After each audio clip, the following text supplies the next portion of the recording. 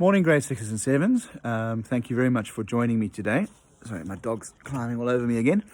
I hope you enjoyed the lesson this morning. It's not quite the same teaching poetry online as it is teaching it one-on-one, but I did my best.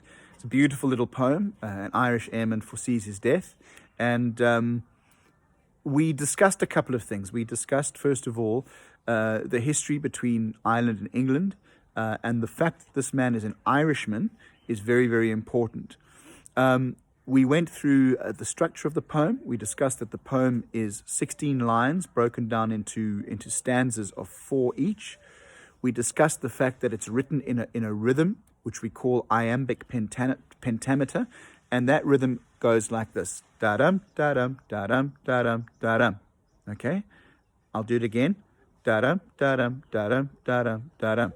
It's the rhythm that William Shakespeare wrote his poems and his plays in. But soft what light through yonder window breaks. Okay?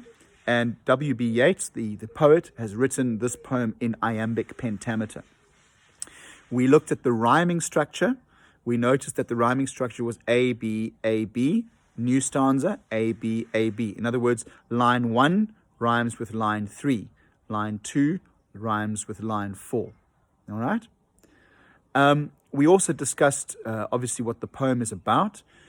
We discussed the fact that this is an Irish airman, and he's talking about how he feels.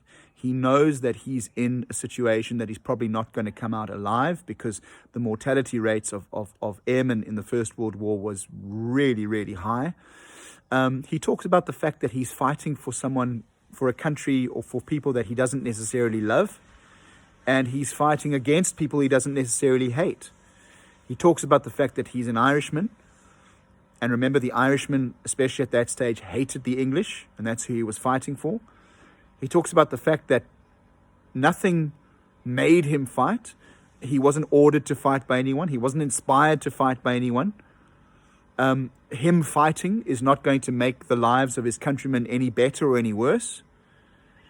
But he's come to terms with the fact, and he's here. And we discussed the fact that the reason he's there is because he loves to fly, which is really, really fascinating.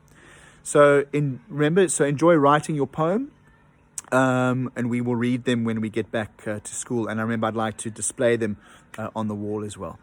You don't have to do that today. You can, as long as it's done by the time we get back to school.